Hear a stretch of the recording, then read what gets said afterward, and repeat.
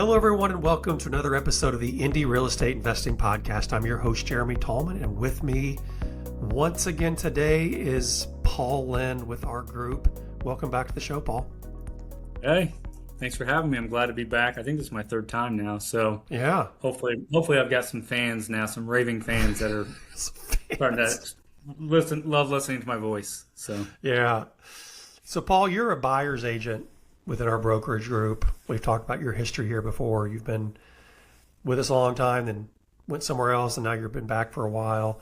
So as a buyer's agent, and your job is to get out there and cruise through the MLS and then cruise through a bunch of roads, I guess, looking for deals for our clients that are actively buying homes to turn into long-term rentals. And there's a lot to that. It's, identifying properties, getting through inspections. We were talking before we hit record here. You've been doing a lot of inspection work today, and that's a big part of buying properties is getting through those inspections. But we're in late summer right now, and school is back in session throughout all of central Indiana. And I've heard some whispers that things from a buyer's agent standpoint and from a buyer are looking more favorable than they've looked all year. So I brought you on here today to get kind of a firsthand look into what you're seeing from a buyer's perspective on long-term rentals. Let's go back in time maybe a little bit and talk about what was the market like. Let's look at 2026, January 2026 up to, let's say, June or July of this year. Like, what was it like for a buyer in this market during that time frame? yeah, I feel like in the very beginning, January, February, when snow was still on the ground, it was really easy to get a property because most of those homes have been sitting, through Christmas. So you could get your hands on a property for relatively, not necessarily cheap, but just you didn't have to fight with all the other buyers and first-time home buyers and so on. So the first quarter, I felt like it was, very favorable to an investor versus come March, April, May, you start competing with other first-time home buyers, investors. So I did see a little bit more competition in the spring. But it has, up until now, I would say June, July. I thought maybe, it's summer, people are busy, maybe back to school it'll get busier, but school's been back in town or in session for a couple of weeks now. So it's still slower. Even our showings that we have listings on are a little bit slower right now. And my phone's ringing more, meaning I'm getting more agents that'll see that I have a buyer set up on a search that might match their property, and they're calling me going, hey, don't forget we've got this property for sale. Or I'm getting text messages saying, hey, my seller's very willing to work with you and very flexible here. So they're kind of telling me bring all offers, right? So I'm just starting to see more and more of that. And so I feel like right now I do feel, depending on the property, right, not every property is going to be a golden ticket, but I do feel like there's more opportunity right now. That's interesting. So give me your overall impression. Maybe you've already given it a little bit, but we've talked about this idea of we were in a seller's market for years and years through COVID, and then up till, I would say, sometime into last year. I think we talked about on this podcast that there was I don't remember what agency it was, Redfin, Zillow, I don't remember exactly, but came out and said Indianapolis now is officially a buyer's market. I don't think anyone really felt that to say that buyers had a lot of power, but if you look at it in that lens, like as a buyer market, seller market, where would you say we are today? I mean, obviously, a lot of people will look at the inventory versus, how many months of inventory do we have? Yeah. And technically, if you want to look at it that way, we're probably still in a seller's market. There's probably 3 months of inventory or something like that. So it's still a seller's market if you look at it that way. But if you look at the houses that are sitting, days on market, things are climbing. There's less buyers out there. So people are starting to get desperate. You're still seeing good homes sell. Like I had one a couple weeks ago in Franklin Township, basic home. I think it was listed for $215. We got 4 or 5 offers and we got over and above list price. So that was 2 weeks ago. So you're seeing the good homes that are priced right and show well. Those things are going quick. It's the ones that are, out of touch with reality and overpricing, or the house needs a ton of work. Buyers are being very choosy right now. So if you're an investor looking to buy a house, if you see something that's out there that's been sitting 30, 40, 50 days, There's probably a good opportunity there. Again, it depends on the property and how long the person has owned that property. If they bought it a couple years ago, that might be a different story. But if Yeah. they've owned it 10 years, you might have some real room to sneak in there and find a good opportunity for sure. I know your process really well. Our listeners may not. So leads come into our system, buyer leads, or you may have someone that used you to help them buy a home a few years ago. It's like, hey, Paul, help me buy a home. And here's my parameters. And maybe I have pretty big parameters. I'm open to a lot of different things. Well, all of a sudden I start getting flooded with listings and it becomes too much noise. But you may start combing through those and say, hey, look, Jeremy, here's a good deal. What makes a Right. good deal in today's market to you? Right. So, and that's a tough one to answer. So, like a good deal to me, obviously, if you're looking for it as like an investment standpoint, of course, you want the deal to cover your mortgage, and if you can cover your management fee, that's great too. So that's kind of where I start first. I'm looking at the pricing, but I'm also looking at like, if you know the area very well, for example, like in Franklin Township, I know that area well because I live here. But there's like I helped someone buy a house, I don't know, 3 or 4 months ago, a little ranch in Wildcat Run for like I think we paid like 220 for it, and most of the ones in that area were selling for like 240, 250. So as soon as the agent kind of led me to tell me, hey, this one, we're about to drop it to this price. She told me before she dropped it. So of course we wrote the offer at that price. I knew that was a good deal because I'm like, these houses don't come up at this price often, Yeah, especially for that size. So right. when that's a good deal when you start running the numbers and you start looking at the comps. But I kind of weigh everything out, right? It's not just about the price, but I'm looking at the age of the house, age of the roof, age of I look at everything, and then if everything's lining up, then yeah, I'm going to say this is a pretty good deal. But yeah, it's really just about the numbers and making sure everything works. So let's dig into that Wildcat Run property a little bit. You bought it Yeah, for what, 220? I think it was like 222, Okay. and it was listed 250. Yeah, Okay. So you got, some perceived instant equity, perceived. correct. What will it rent for? What did it rent for? That one we actually didn't manage it. So the guy was going to manage it, or I don't remember Okay. exactly what happened. But I want to say the rent comps for that size of property was around between 1800 a month, Okay. somewhere in that range. Yeah, Okay. So that is not necessarily a cash flow play. At least cash flow plays is related to Indianapolis, right? Because it's correct. well under the 1% rule, which really isn't achievable unless you just have some Right. really junky properties. But you're saying that's a good deal because of the equity play. Correct. Yeah, if you could buy that property, it didn't need much. It was cosmetic stuff. I think some of the bigger stuff was already newer. I can't, again, I don't have it in front of me, Right. but when you ran the numbers, even if it needed all new everything, it was still a good deal in my opinion because I knew what those values were. They were getting a pretty good deal. Yeah. And some of that stuff could, once you get a tenant in there, if you hold on to that for 5 years, you should be in good shape after 5 years. Yeah, because So, that, again, and to dig into this a little bit, and that's where some knowledge of the area really pays off, literally, is that Franklin Township, people that listen may not have really any idea about Franklin Township, but it's a really good township, in Indianapolis.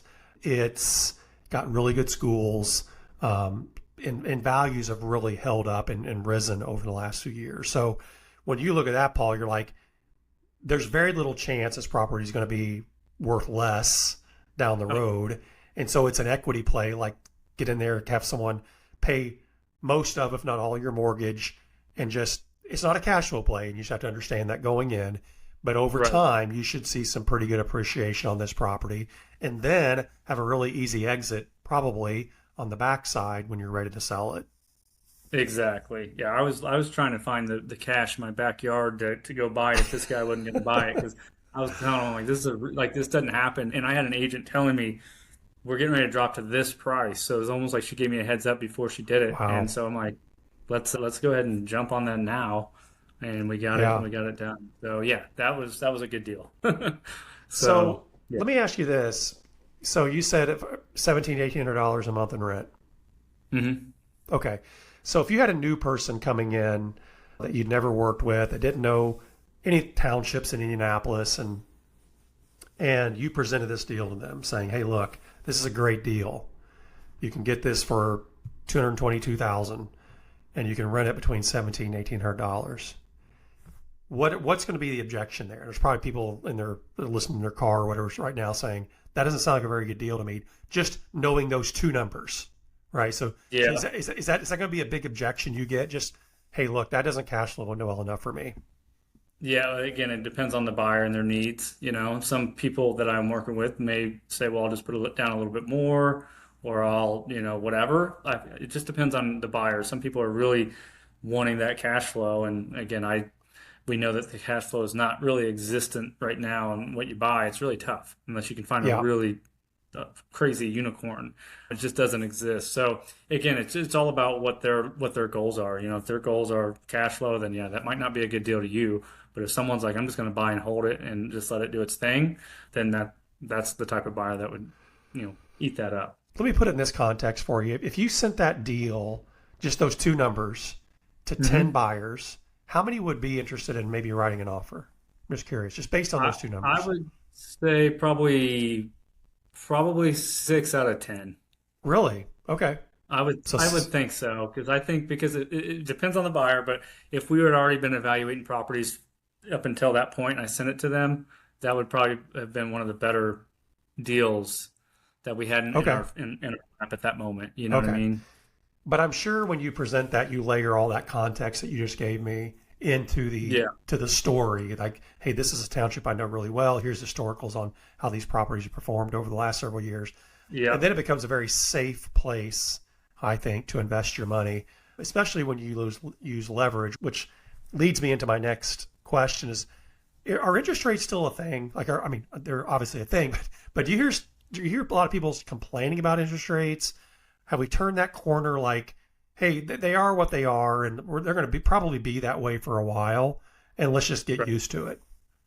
Yeah, I don't really hear the term interest rates because I do know a lot of the investors I work with.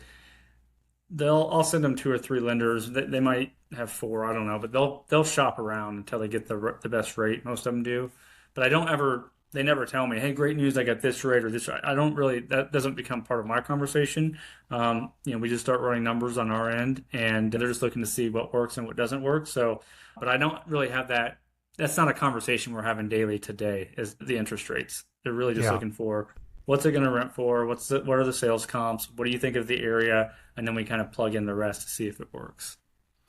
Yeah, because I'm glad to hear that, because it seemed like it dominated the conversation among investors well, I'm just going to wait a little bit to see if I can get a little better interest rate. So it sounds like, and I'm sure some people still think that, but it sounds like that's not a big part of your conversations anymore, is to, hey, let's wait till a Fed meeting and I'll make a decision. Yeah. We've been waiting for 4 years. Yeah. So that's good to hear. So, Paul, if I'm a buyer and I'm looking to invest in Indy, because there's all kinds of resources out there that says Indianapolis is a great place to invest, what is the biggest reality check? I know we've talked maybe about cash flow is very hard here, but are there any other things that people just really don't understand about investing in Indy that you're constantly talking about? Maybe this is just me, but I don't think people realize how big like Indianapolis actually is. And so there's times where I'll be, hey, here's what I'm looking to buy. And we set up that criteria and it's like, you have 158 results or something. It's like, holy cow, like all over the 10 over here, 145 minutes over here. So really, I think if you're looking to, just get started, you're looking to buy something, obviously talking with your agent, trying to figure out what are the best areas or places you should invest. But I would try to make it kind of narrow it down to like a couple different areas. And then if you're having bad luck, maybe expand your search, but try not to look for the entire broad search of Indianapolis at first, because you're going to get overwhelmed trying to find one property. You know what I mean? So I that's like that. A lot of people don't realize how big Indianapolis is, how many different neighborhoods there are, how many different subdivisions, how many different, little pockets, little towns, that we have that are unique. And so, and believe it or not, after doing this for 18 years, I have yet to drive every street of Indianapolis. There's times where people send me a property, I'm like, I know I can see it on the map, but I don't even know what that road is. I've never been on that road, So sometimes I gotta drive by just to see it. So it's just a big area. So I like that advice. You're saying maybe like start small. Like, saying these are my top 2 or 3 areas, maybe my top area. I want to start there. And if I can't hit something. Maybe I like that philosophy. You know, Jake Knight, our business development manager, he's constantly telling people like, hey, I know this street, generally is good, but right here it's not, Yeah. and so there's very specific spots that you have to be on the lookout for, Yeah. and to really get a good grasp, that boots on the ground is so helpful. So let's talk Absolutely. about, Yeah, I was gonna say I get a lot of people, they'll be like, "Oh, I heard Fountain Square is a great area," and they'll send me properties, and Fountain Square is like this big, and they're sending me yeah, properties that are only a mile away, but a mile away is, oh, once you get past certain, further east, you're, east of State Street or State Avenue, that's not quite Fountain Square. Even though it's up and coming area and it's looking nice, it's not what you think it is. So it's like, yeah, right, knowing those streets is very helpful for sure. yeah. So let's talk about inspections. We talked a little bit about that at the top of the show, and we actually had an inspection company a guy come on and talk about some really, actually, I thought some very practical advice on, when you're listing your home, some things you need to think about, and then when you're buying a home, some things you need to think about, and what are killers of deals and things like that. But what are you seeing? Like, how are you navigating inspections as a buyer's agent in today's market? So I feel like right now it's like playing tug of war. So Mm-hmm. I feel like you've got the buyer that wants this, the seller that wants this, and then you're kind of going like this, trying to figure out how can we make this work and meet in the middle, And sometimes, I'm not going to act like some buyers are comfortable and they're like, hey, I'm not worried about this, I'm not worried about that. Some buyers freak out about the smallest little thing, right? And so at the end of the day, it's all about the buyer's comfort. I think our purchase agreement even talks about, things have to be done to the buyer's satisfaction. So it's really that's a tug of war situation. And sometimes you've got sellers that they don't have the money, they don't want to fix anything, and buyers aren't moving forward. So you've just got to figure out the happy kind of in the middle. And sometimes the best way to do that, if you've got a buyer that's kind of laid back, you might be willing to maybe the seller just give you a credit, right, at closing, or cut a check to a contractor. Then they don't have to worry about scheduling repairs and a couple weeks before they're trying to move out, right? So Yeah. there's definitely ways around that, but it's been a challenge, especially if you're looking at older homes. I'm talking like built in the 40s and below, or 50s and below, whatever. There's always going to be some big ticket items, no matter what. There's going to be foundation something. There's going to be mold something. There's going to be something. So, if you're someone that's new, maybe you should look in the, built in the 2000s and above or something like that to kind of get your first property under your belt. But inspections can, we've done more mutual releases this year, at least I know I have, than I have in the years past. It's been a real Mm-hmm. struggle. Yeah, I think some interesting points. I might want to dig in there a little bit. I think if you're a seller of a property, you probably have read the headlines over the last several years and think, selling a property is easy. It's probably going to get multiple offers. And then you don't. And then you reduce, and then you reduce.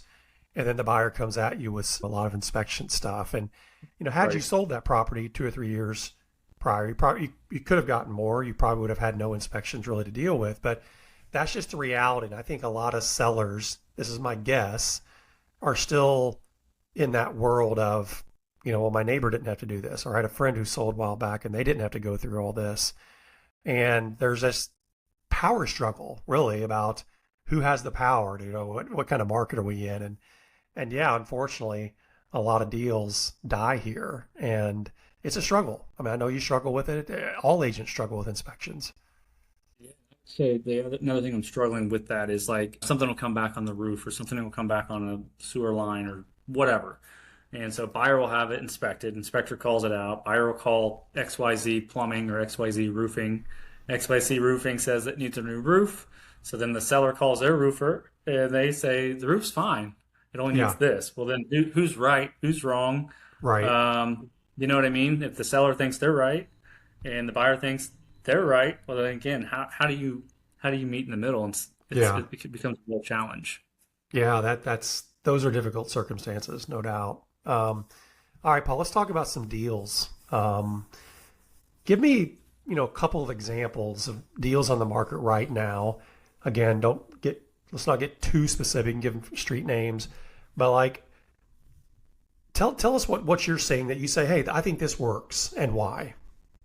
Yeah, so I've got a couple properties that I was looking up before. So the first one, it's kind of I think it's Perry Township. It's over on Monteo Drive. I know we've managed a couple over there Yeah. before. We do now, in the 46217 zip code. It's currently listed 215. I think it's a little three bedroom, two bath ranch. And that rent is anywhere between 15 and 1600 a month. That one was vacant. I think it been just listed a few days ago. Obviously, I don't know when this podcast is going to air, but active now. So like those are the types of properties. Again, if I'm a brand new investor, 1,200 square foot ranch, that's an easy property to maintain, easy one to turn over if it needs any work. That one's not a bad property. Now, of course, I don't know Yeah. much about the age of everything, but that one, Right. and that's a perfect starter home, first time, someone going from an apartment to a house, like it's a decent sized little property.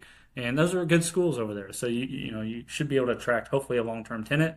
And again, that's an easy one to maintain, I believe. Yeah. So Perry Township, 215,000, rents between 15 and $1,600. So again, Yeah. Perry Township, strong township, south side of Indianapolis. Mhm. Is this kind of like the Wildcat Run property you mentioned before? Is like this isn't a cash flowing property. If you're looking at, average of let's say 1,550 on a rent on a Right. $215,000 purchase price, maybe a little less, but Yeah. you're not going to cash flow a ton. But you're saying it's just a good long term. You mentioned It's a, easy to maintain, smaller home. yeah. So there's very little downside to this property.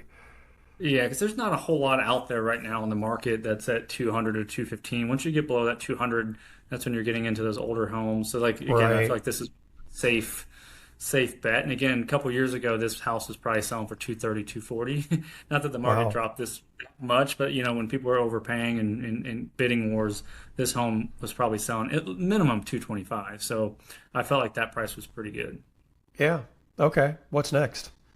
So we just talked about the one in Franklin Township. There's another one currently active in same neighborhood in Wildcat Run on Wood Hollow Drive. That's at 230,000.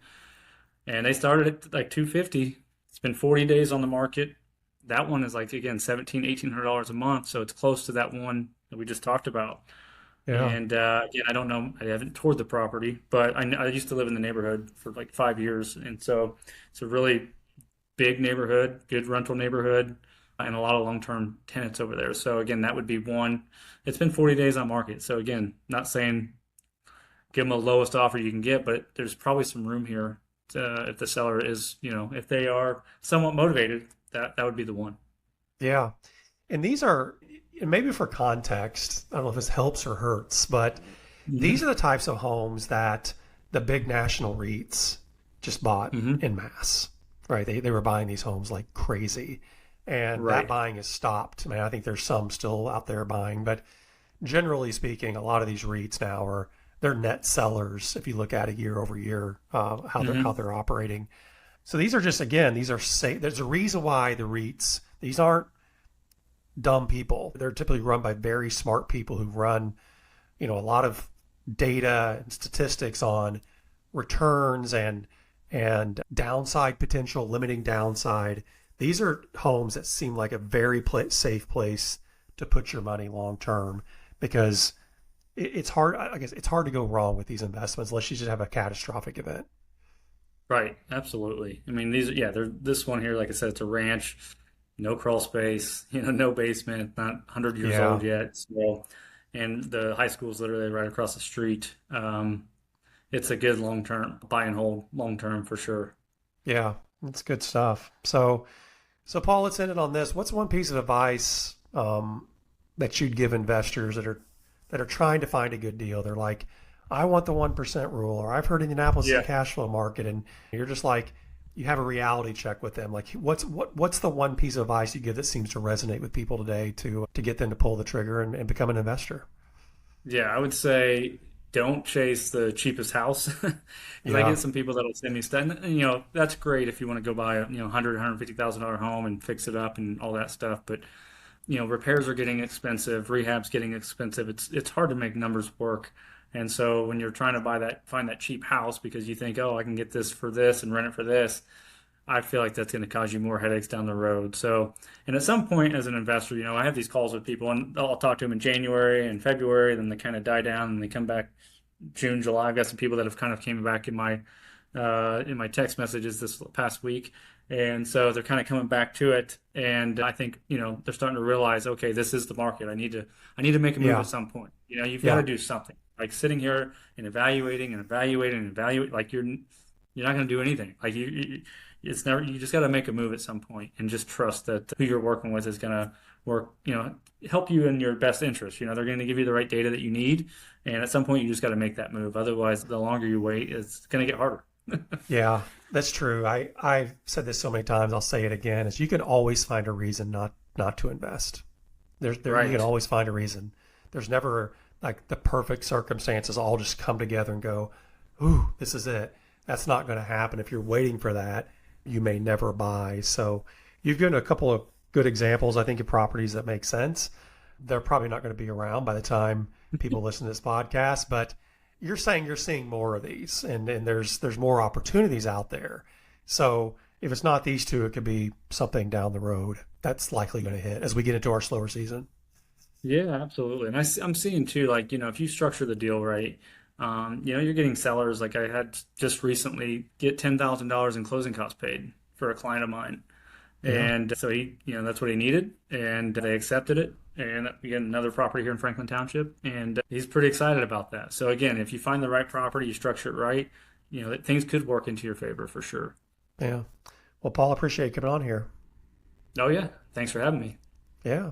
Well, we hope everyone has picked up some information that will help them in their investing. We'll be back in 2 weeks with another podcast. Until next time, thank you so much for listening, and please stay invested in your investment.